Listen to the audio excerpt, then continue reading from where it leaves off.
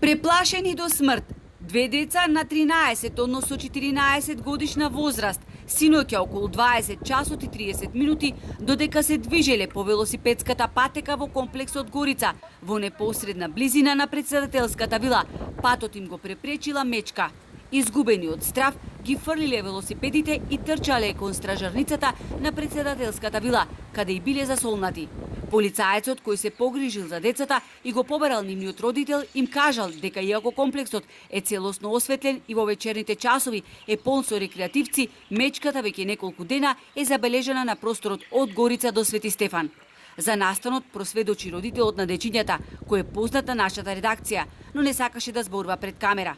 Кога отидов да ги земам велосипедите кои децата ги фрлиле сред улица, затекнав двајца велосипедисти и други двајца кои џогираа. Исплашени ги пренесов со мојот автомобил, а на велосипедистите им правев пат безбедно да се симнат, раскажува нашиот соговорник. И ова не е прв пат, веќе неколку месеци мечката се симнува сред град, во најфреквентниот и најатрактивен комплекс, каде има хотели и веќе се полни со странски туристи. Мештаните стравуваат некој да не настрада, бидејќи се сомневаат дека таа не е сама. Поминуваат преку пат, низ кој што поминуваат и рекреативци, со бицикли, со трчаци, велосипедисти, дечиња кои одат на школа во ближното школа во Рача, од населбата Шипок на Свети Стефан, пешки доаѓаат и ризикот е многу голем да се сретнат со мечката на овој простор.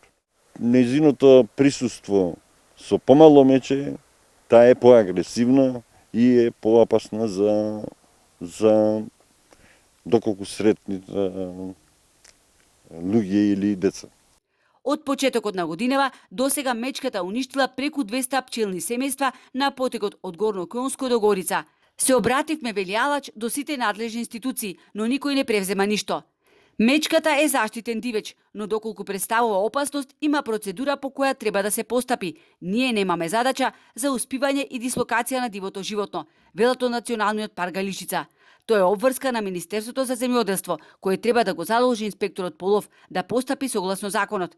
Собствениците на пчеларниците, иако се обратиле за помош, немаат никаков одговор за отстранување на мечката од овој простор. Единствено од подрачната единица на Министерството е извршен увид за проценка на штетите, но тоа не го решава проблемот, посебно сега на почетокот на сезоната. Како тргнал, туристите на разминување ќе си велат добровечер со мечките сред туристичкиот центар. Ако продолжи вака, во Охрид ова лето ќе има повеќе мечки од луѓе, реагираат охријани.